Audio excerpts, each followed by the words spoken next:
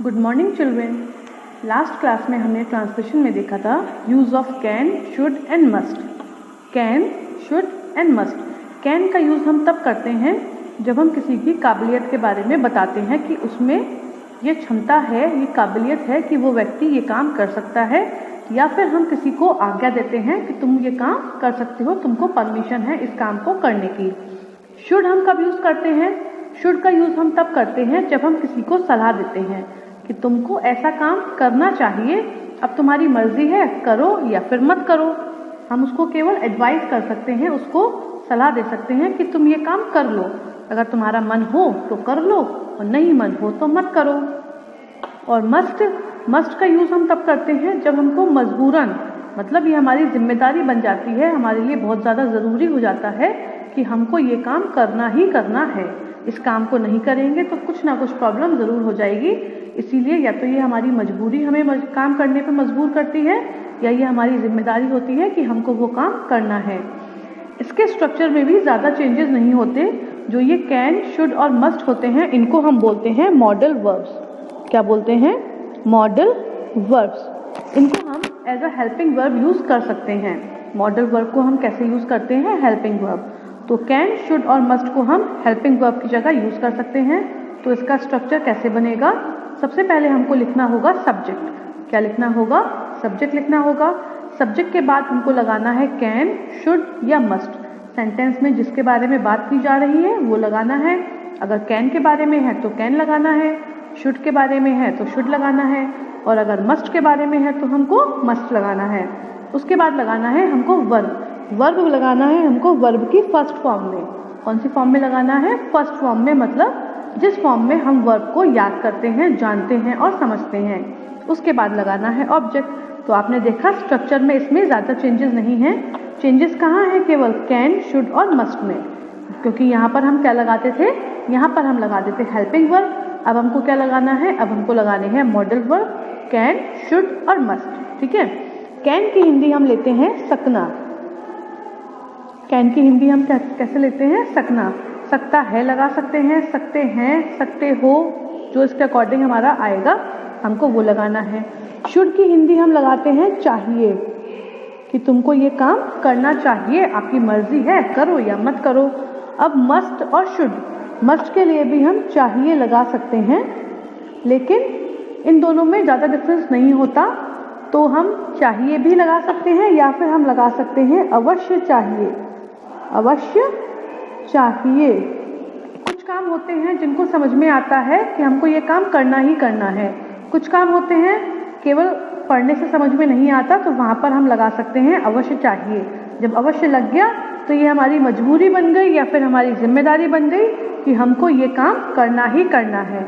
Structure एक बार और देख लेते हैं। सब्जेक्ट लगाएंगे सबसे पहले, फिर लगाएंगे मॉडल वर्ब कैन, शुड और मस्ट।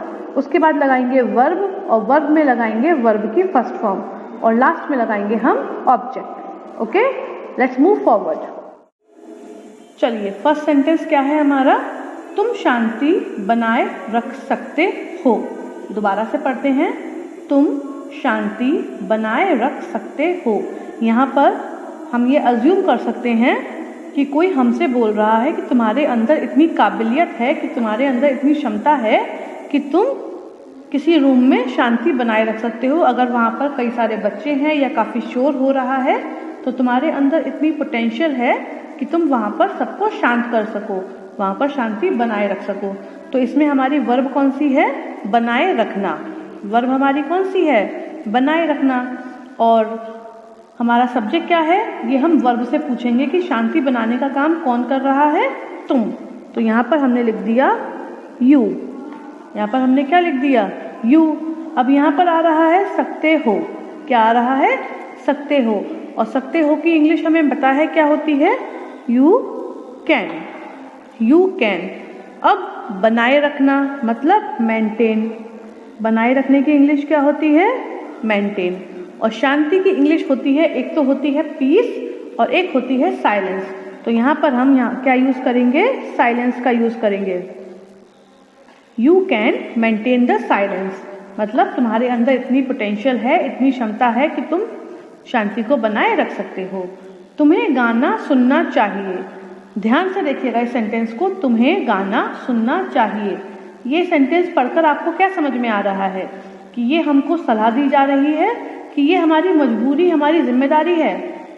ये हमको कोई एडवाइस कर रहा है कि तुम्हें गाना सुनना चाहिए।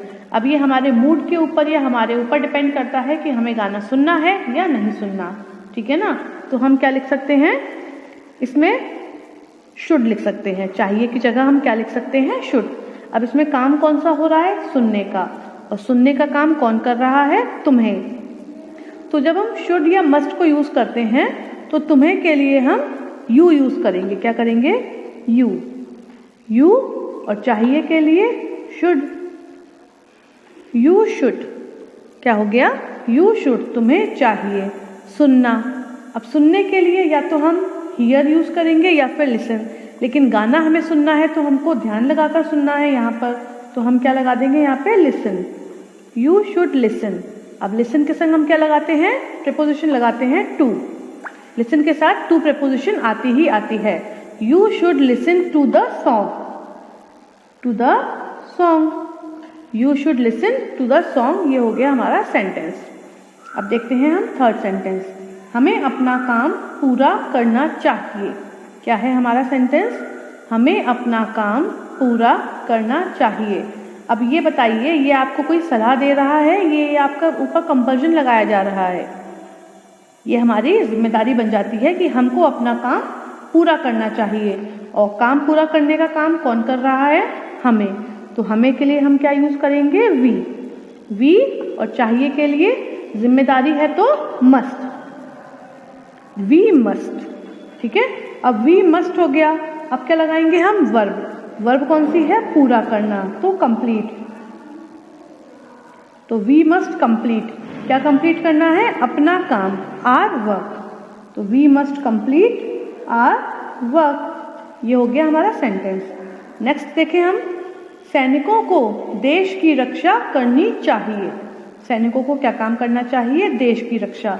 अब ये बताइए कि जो ये देश की रक्षा करने का काम है, ये सैनिकों को सलाह दी जा रही है या ये उनकी जिम्मेदारी है, ये उनकी जिम्मेदारी है, तो हम मस्ट का यूज करेंगे। और काम कौन कर रहा है यहाँ पे, सोल्जर्स, तो हम लगा देते हैं यहाँ पे सोल्जर्स।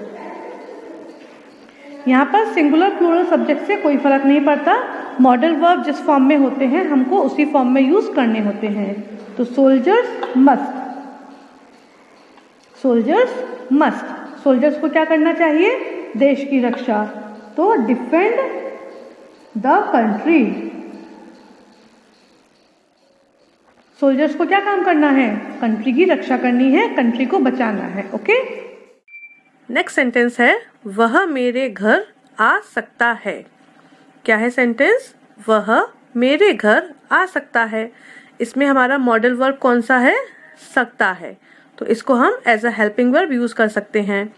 अब वर्ब कौन सी है इसमें, आना, और आने का काम कौन कर रहा है, वह। तो हम लिखेंगे ही, और सकना के लिए कैन, ही कैन। वर्ब है आना, तो कम, ही कैन कम, और कम के साथ हम लगाते हैं एक preposition to. He can come to मेरे घर, माई हाउस। तो सेंटेंस क्या हो गया, he can come to my house. लेकिन इस सेंटेंस में किसी की काबिलियत का पता नहीं चल रहा हमको कि वो मेरे घर आने में सक्षम है, नहीं, मैं उसको ये परमिशन दे रहा हूँ कि वह मेरे घर आ सकता है, उसको परमिशन है, उसको आज्ञा है कि वह मेरे घर आ सकता है। मुझे खाना पकाना चाहिए। क्या है सेंटेंस, मुझे खाना पकाना चाहिए। अब अगर हमारे घर पे गेस्ट आ रहे हैं तो ये हमारी जिम्मेदारी है, लेकिन यहाँ पर ऐसा कुछ नहीं लिखा, तो हम चाहिए के लिए क्या यूज कर सकते हैं, शुड, क्योंकि ये हमारी जिम्मेदारी नहीं है। अब हमारा मन है कि हम खाना बनाएं या फिर ना बनाएं, किसी ने, हम अपने आप को सलाह दे रहे हैं कि आपका मन हो तो खाना बना लो और नहीं हो तो मत बनाओ। तो क्या होगा, आई शुड। यहाँ पर मुझे की आएगी आई, क्या आएगी मुझे की, आई शुड, और पकाने की cook, I should cook the food. ये हो गया हमारा sentence, I should cook the food.